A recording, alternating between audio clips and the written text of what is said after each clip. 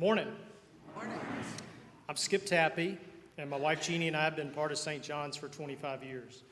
We both grew up in Charlotte and were raised in the Presbyterian and Catholic churches, respectively. As a young married couple, we found St. John's to be the perfect blend of what we were looking for, and it has been a wonderful church home for our family since 1997. As you probably realize if you have attended church over the last several weeks, I was asked to help with this year's stewardship campaign by sharing with you what St. John's means to me.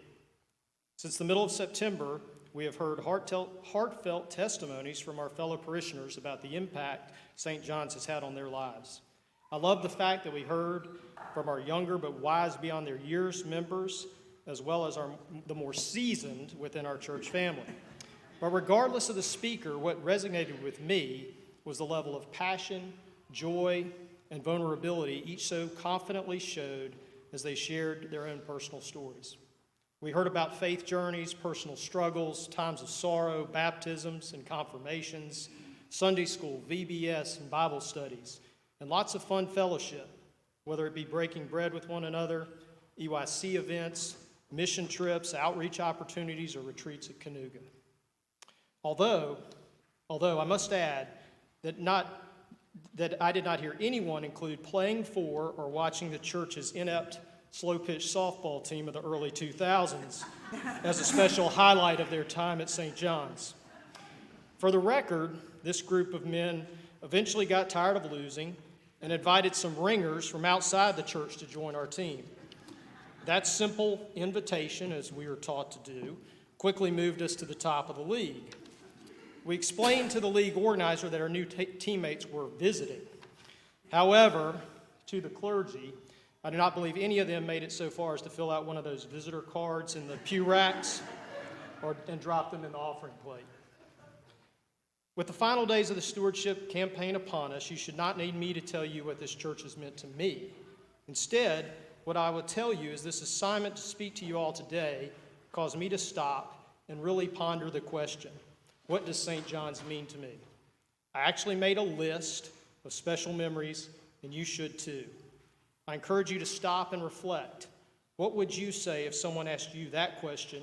And more importantly, does your tithe to the church reflect your true sacrifice to God? I heard something in last week's education hour that I had never heard before. It was said that every church actually has an unofficial 11th commandment in addition to the 10 that we know so well. In the Episcopal Church, I learned that unofficial 11th commandment is thou shalt not be tacky. I thought about that, and I think that is one reason we, like so many churches, tend to avoid the discussion around money. It is certainly an uncomfortable and frankly tacky subject to bring up in any conversation. However, since I'm the last parishioner you will hear from during this campaign, I'm going to dance along the lines of being tacky for a brief moment. I'm requesting that everyone please prayerfully consider your financial gift to St. John's. As of this morning, we are $275,000 short of simply maintaining the same budget as the current year. I'm certainly not a budget expert, but in today's inflationary environment, that type of shortfall will simply not work if we want this church to continue to be a bright light in our lives. If you have already pledged, thank you. If you're still contemplating a gift, this church needs your support.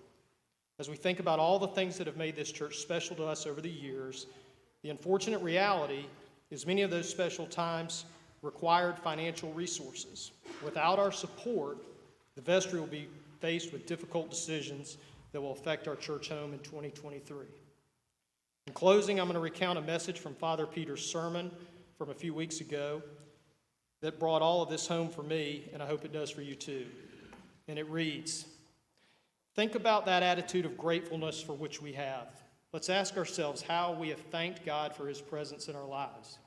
Have you thanked him by giving generously or by doing something to honor him? Or better yet, have you thanked him by allowing the small miracles you have experienced in your life to transform you into a person with a grateful heart? A person who sees the world and all that they have been given as a blessing. A person who is humble and appreciative, content and at peace. I'm at peace at St. John's, and that is what is most meaningful to me about this place. I know of no better way to honor God and thank him for all the blessings he has bestowed upon me and my family than with a gift to his house. So please help us in the final days of the stewardship campaign so we have the opportunity to create many more special memories together. Thank you.